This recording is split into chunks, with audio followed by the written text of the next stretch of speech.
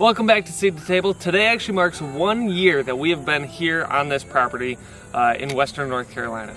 And quite a bit has changed since we came here last year. So we're gonna take a quick trip around the property, show you everything that has changed, everything that we've done so far, and obviously what is still to come. All right, where are we going first? First, we're gonna actually go back this way towards the street. Which was not in our original tour. It was not, because there's nothing up there. It's just a big old pasture. But now we've got a fairly large garden up here. We're gonna go show that. So we've got a golf cart to make a quick trip around, but we also have a drone now, so we can kind of get some of those overhead shots as well that we didn't have initially. So this is the garden. If you haven't seen, we've done a few other videos specifically on the garden, kind of the ups and downs, the challenges we faced, the things we had to change.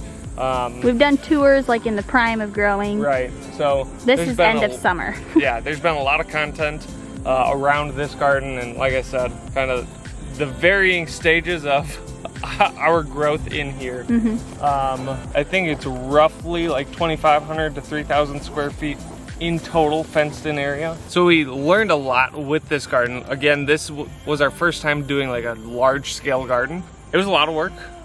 We didn't give it enough attention throughout the entire growing season. So we had to put in a lot of work at the end here the last weekend. But it still gave us a lot. Yeah, it gave us a ton of output. So much so that we were not prepared for the amount that we got from it. Yeah. That unfortunately, there was a decent amount that went to waste. So mostly tomatoes. Yeah, tomatoes and cucumbers. It was like every 2 days we could get a dozen cucumbers. It was crazy.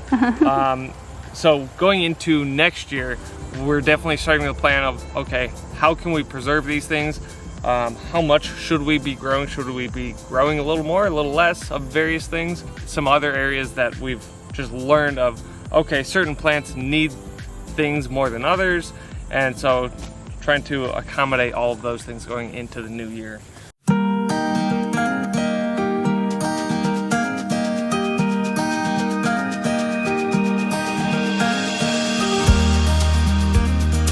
We're now in the first pasture, or the front pasture. About 1.5 acres. Yeah, give or take. So we did quite a bit of work in here as far as fencing. You can see we did some no climb back here. We did some electric, and that was all because of Calvin back here. So Calvin is a 5-year-old mini Hereford steer, and he joined us about 2 months ago. And it was at that point that we had to redo a bunch of fencing because we thought we were all good. We thought everything was fine. There was enough fencing to keep him in. That sadly was not the case. He got out 3 or 4 times in the matter of about 48 hours. Yeah. And so we spent a lot of time redoing a bunch of the fencing around here. And so now it's nice and secure, nice and safe.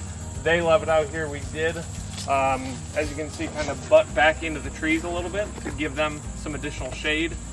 Because really we think that was the primary reason he was choosing to escape, is because there just wasn't enough shaded area. To be clear, we did give them a shaded area. Yeah. He just wouldn't go in it. Yeah, he walked in one time because I had a treat. Yeah, they like being in nature under the trees, so this is like their go-to spot. And then we've got Lavender, who is a 17-year-old halflinger. Mare. She joined us about a month ago. Yeah. And she loves it here. We love her here. She's scared of the golf cart. Yeah. Oh yeah, I forgot about that. She's a bit freaked out by the golf cart. We have not had her too close to the golf cart. I don't have any treats for you.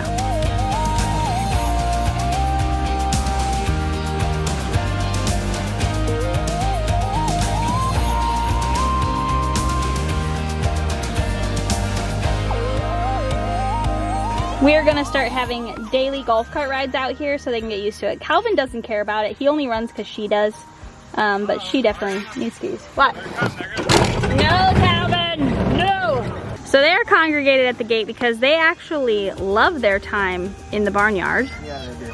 So they come in every night for a couple reasons. One, it really has helped, I think, with our relationship with them, with the one-on-one time, right? Yeah, for sure. Because like the first couple weeks that we had Calvin, before he started escaping, he was always out in the pasture. We'd go out, we'd see him, and he'd like run away from us. Yeah. So he wouldn't really come close.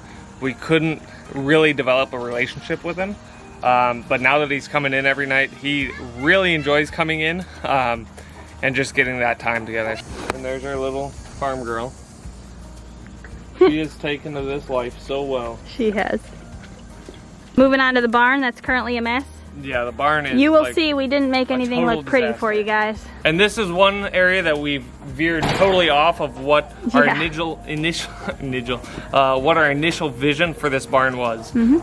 So we did a bunch of electrical, both in the tack room and over here, as far as getting lights and getting outlets wired up, which has been. These lights work now. Yes. And it's been very, very beneficial. Helps so much, especially bringing them in at night, and we're constantly working out here in the evening. Yeah, so we were initially planning on basically just widening these 2 stalls, making them larger, and then setting that up as like a nice, complete tack room, and leaving these 3 stalls as is. We're now at a point where this barn is actually going to turn into a shop. And we are going to build another smaller barn that's more outdoorsy. More outdoorsy, more fit for what we actually plan on doing out by our house. But yeah, so you can see there's just stuff scattered. There's tools, there's wood. From our house build, there's tons extra wood that we've been able to get. That's coming this really, is like really our handy. fencing area. Yeah. And then the 2 stalls behind. This one's Lavender's. We never close her in at night. We run a cross tie here, so she has free reign to go in the stall, come out, what have you. We give her some hay. And then Calvin's stall up here. He gets some food, he gets some hay, but we actually close him in in the evenings. But yeah, he seems to love it. Practically begging to come in every night. Oh yeah, it's like 6. It's now to a point at about 6 p.m. He'll be laying at the gate waiting to come in. Even though we don't typically let him in till like 8. Yeah, 8, 9 o'clock, you know, depending on the night, sometimes later. But yeah, so that is a total and utter disaster. So coming out into the large pasture, again, I think we estimate this about 3.5 to 4 acres. Yeah. So this is not currently fenced in. That is still the plan, to get all of this fenced in. And then this last weekend, we actually just finished this little chicken run area over here. So we got chickens, started getting some about 2 months ago, right when we got Calvin. And we've slowly added a few more here and there. So we did actually start with chicks. We now have some laying hens that we got from somebody else. So we are getting slowly How some many eggs. chickens do we have? We've got 19. Yeah. Yep. Unfortunately, we've lost a couple of them. Yeah. Some of them is chicks, and we lost one laying hen. Yeah, one laying hen yesterday, unfortunately. We've got 18 hens and 1 rooster. Yep. Under all the black tarp, again, it's just wood. There's wood everywhere. Yeah, this is. There you go. All that is wood. So, what just happened there is Grayson just experienced the electric fence for the first time and clearly was not a fan. Hey, it's doing its job. Yeah. This is here not so much to keep the chickens in, because they actually will go through. Yeah, they get zapped. through and back a couple but times. yeah, they'll only go like 2 or 3 feet out and then they'll go back. But it's mostly to keep dogs, like Grayson, and neighborhood dogs. Yeah. And, you know, other land predators that would try to come in here and get them. So basically, if they decide to go out, that's fine. But this gives them an area that they can run back to if they need to. Right. That should hopefully keep them safe. Yeah, and so like I said, we actually just finished this yesterday. And I'm really pleased with it. I think it's working out nice. So just some of the things that we've built for the chickens. This is just a little outdoor run for the little chicks. We built a brooder that's over there in the barn for them. But then they graduated to this, so they get to come out here during the day, back to the brooder in the evenings. They really seem to enjoy that, being in the grass, you know, instead of being cooped up inside. And then the chicken coop. So chicken coop and run.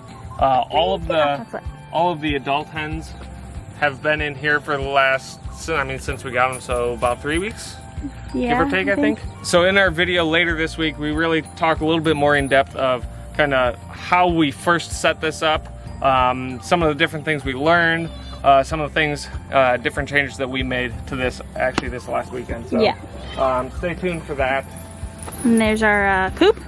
So we were just at the barn, as you can see to my left here. Your right.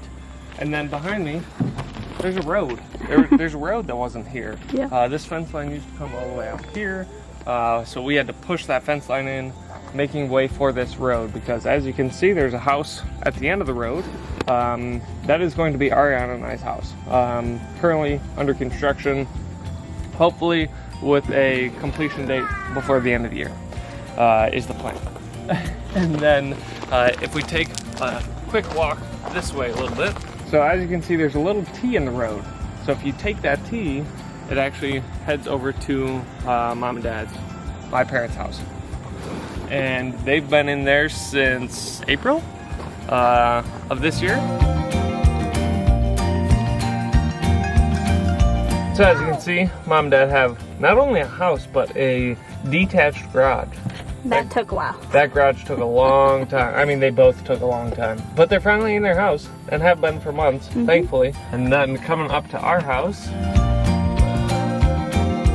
there's other videos on the channel regarding our house and the house build itself, so feel free to go check those out. All the things you guys may want to see, like full framed house tour stuff, it'll be down below or in cards. Here, we're butted up to the large pasture that we were just showing right behind the barn.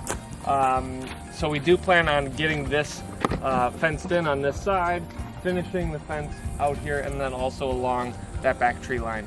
So the plans for the pasture here, obviously, like I said, we're going to get it fully fenced in, and then we're going to get one shipping container to start, eventually two, and we're going to place them basically along the back and turn those into barns with a tack room, a couple of stalls, also build a chicken coop into there, because the chickens will eventually just have be free ranging within the pasture along with the larger animals. Yeah, that's kind of the plan for up there.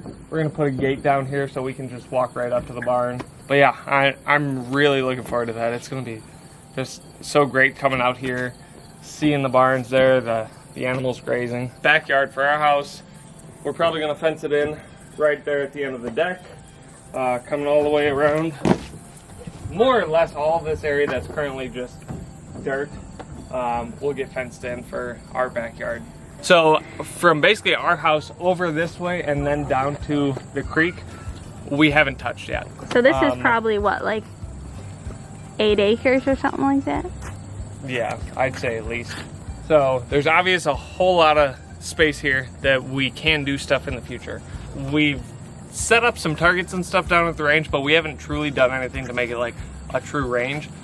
We need some heavier equipment. I mean, our current thought is that eventually some of this will turn into pasture, just for like rotational grazing, what have you. Down at the creek, we do plan on getting some ducks going into next year. So maybe springtime next year, we'll put a coop down there, get some ducks, let them hang out at the creek. So a lot of people recommend when you get land, not necessarily doing all kinds of stuff in that first year or so, because really using that time to just get familiar with the land, get familiar with kind of how water flows through the land, what areas could be really good for gardening, which areas may not, and so that rings true.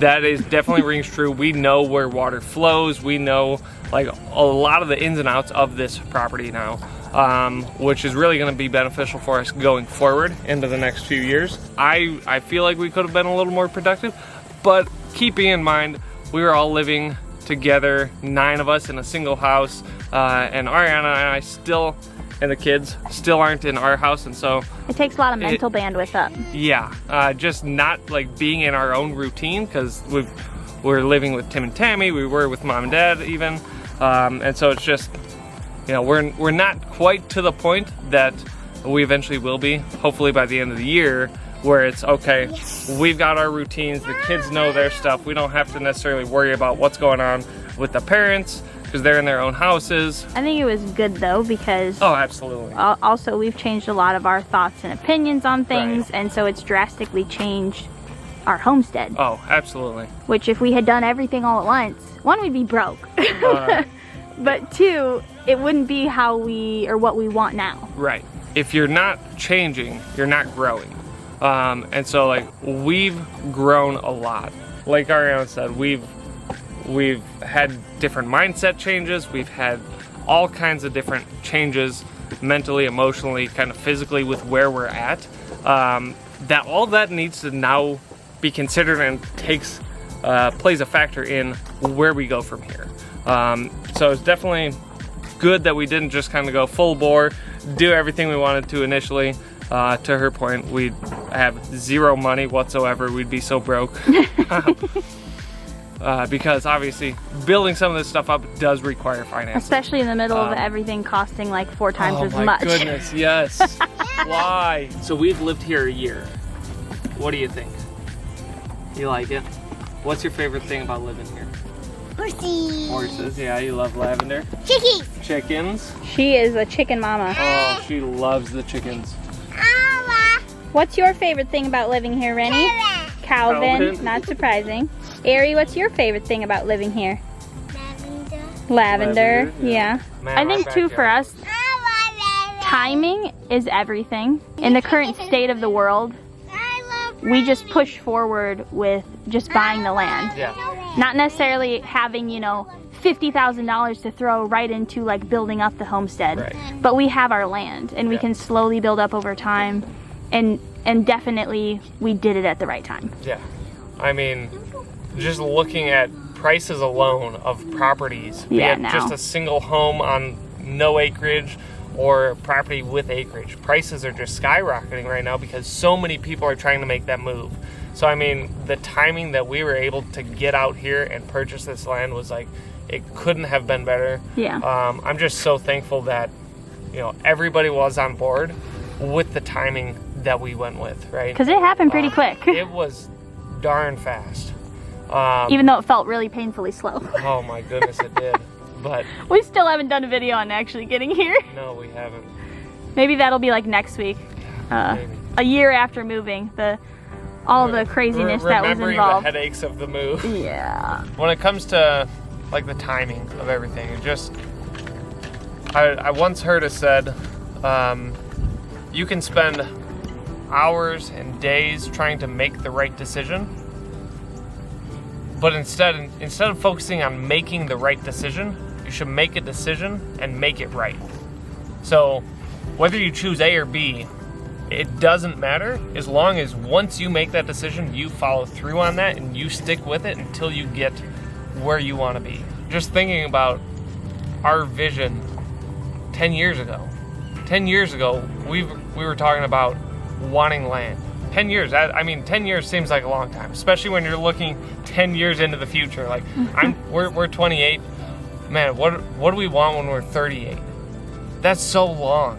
And it's hard sometimes to think that far ahead. We knew what we wanted. We knew where we wanted to be.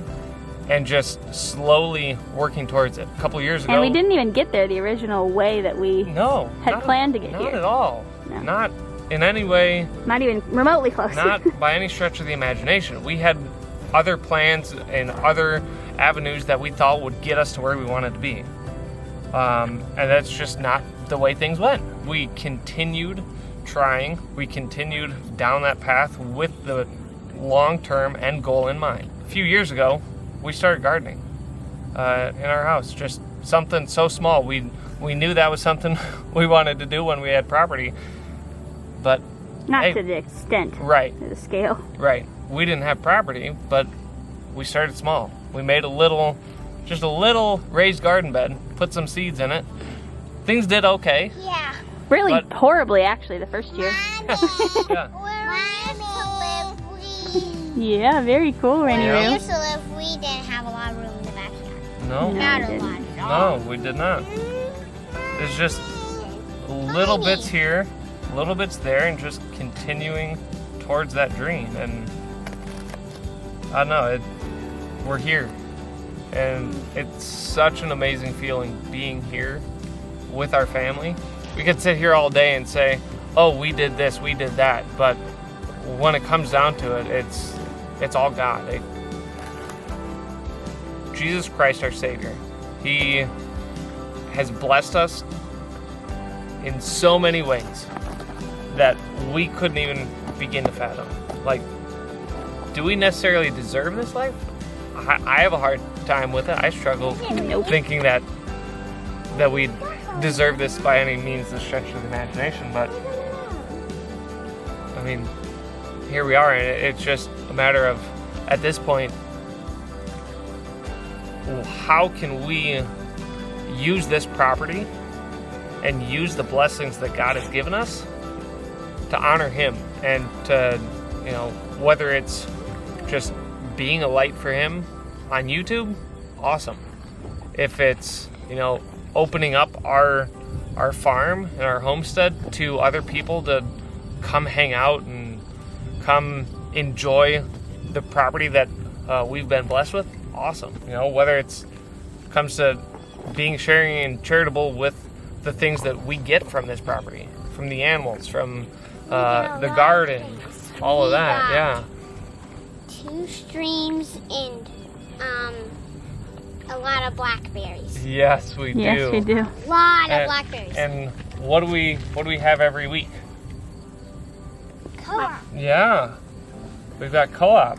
That's been a blessing. Yeah, we got co-op.